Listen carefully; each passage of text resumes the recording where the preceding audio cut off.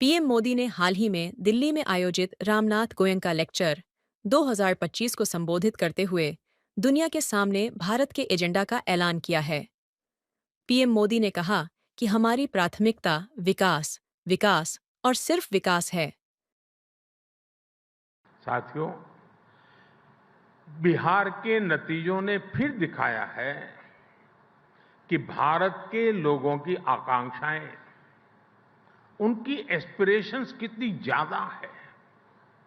भारत के लोग आज उन राजनीतिक दलों पर विश्वास करते हैं जो नेक नियत से लोगों की उन एस्पिरेशंस को पूरा करते हैं, विकास को प्राथमिकता देते हैं।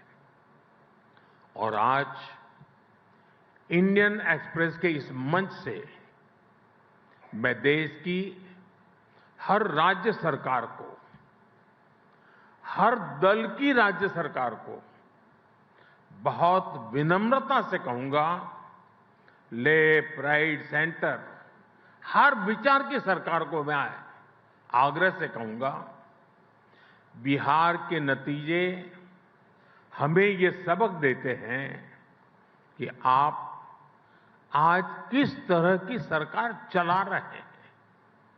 ये आने वाले वर्षों में आपके राजनीतिक दल का भविष्य तय करेंगे। साथियों, बिहार चुनाव जीतने के बाद कुछ लोगों ने, मीडिया के कुछ मोदी प्रेमियों ने फिर से ये कहना शुरू किया है, भाजपा, मोदी हमेशा 24/7 इलेक्शन बोर्ड में ही रहते हैं। मैं समझता हूं, चुनाव जीतने के लिए इलेक्शन मोड नहीं, 2400 घंटे इलेक्शन मोड में रहना जरूरी होता है। इमोशनल मोड में रहना जरूरी होता है, इलेक्शन मोड में नहीं। जब मन के भीतर एक बेचैनी सी रहती है कि 1 मिनट भी गंवाना नहीं है, गरीब के जीवन से मुश्किलें कम करने के लिए, गरीब को रोजगार के लिए, गरीब को इलाज के लिए, मध्यम वर्ग की आकांक्षाओं को पूरा करने के लिए बस मेहनत करते रहना है। इस इमोशन के साथ, इस भावना के साथ सरकार लगातार जुटी रहती है, तो उसके नतीजे हमें चुनाव परिणाम के दिन दिखाई देते हैं। पीएम मोदी के इस भाषण के बाद विपक्ष ने निशाना साधा है। ये पूरे देश के लिए एक उदाहरण है कि किस तरह भारतीय जनता पार्टी साठ-गांठ से चुनाव जीतने के जरिए नए ढूंढती है। जिस तरह हमने देखा कि एसआईआर ठीक चुनाव से 1 महीने पहले आया और जहां पे 69 लाख वोट्स काटे गए और 24 लाख लगभग नए वोट जोड़े गए, और कहीं ना कहीं इलेक्शन कमीशन ने जब लिस्ट मांगी गई कि कौन नए वोटर्स जुड़ रहे हैं, तो यह लिस्ट अभी तक उसने इलेक्शन कमीशन दे नहीं पाया है। तो कहीं ना कहीं देखने को मिला है कि एसआईआर की रणनीति के तहत जिस समय ये लाया गया है, बिहार के चुनाव जीते गए हैं भारतीय जनता पार्टी द्वारा और इलेक्शन कमीशन द्वारा। प्रधानमंत्री जी, आपने देश को विकास जो वादे किए थे, अगर गिना दूं आपको, ये चुनावी वादे कौन सा पूरा किया आपने? 2 करोड़ लोगों को हर साल रोजगार, क्या 22 करोड़ लोगों को मिला? 15 लाख मिला? किसान की उपज दुगनी हुई? तो बहुत ढेर सारे आपने जो वायदे किए थे, मेक इन इंडिया आपका चला। तो जो आपने वायदे किए थे, इमोशनल तो जनता हुई, उसने वोट दिया, पर उनको आपने मानसिक रूप से पूरी तरीके से निराश किया, धोखा दिया।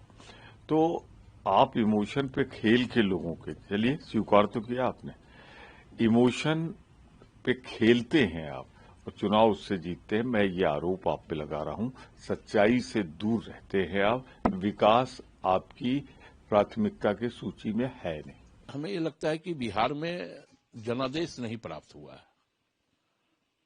बिहार में जनादेश के बल पे एनडीए नहीं आई है। बिहार में ज्ञानादेश के बल पर एनडीए सत्ता में आई है। तो हाँ, ये जरूर कहा जा सकता था कि अगर झारखंड मुक्ति मोर्चा भी मिलकर अगर वहां चुनाव लड़ता तो कहीं न कहीं स्वाभाविक तौर पे वोटों का इजाफा और गठबंधन के अंदर होता।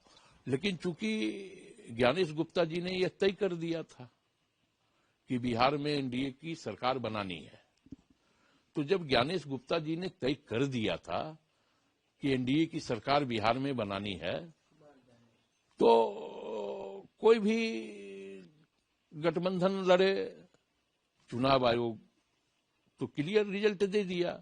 7 करोड़ 42 लाख वोटर, ये चुनाव आयोग ने ही कहा, और वोटिंग के बाद 7 करोड़ 45 लाख निकले। आपने 69 लाख वोट काटे। माननीय सर्वोच्च न्यायालय ने भी कहा कि आप उसका नाम पब्लिश करो, पब्लिश नहीं हुआ। 21 लाख नए वोटरों का नाम पब्लिश नहीं हुआ। तो ये तो कुमार ज्ञानेश हो या ज्ञानेश हो, ये तो उनका मैंडेट है। ये लोकतंत्र का मैंडेट बिहार में नहीं है। लोकतंत्र का अगर मैंडेट मिलता तो एनडीए पूरी तरह से बिहार में साफ हो चुकी थी। एसआईआर बेईमानी है, वहां भी वोट काटा जाएगा, वहां से बेईमानी से जीतेंगे।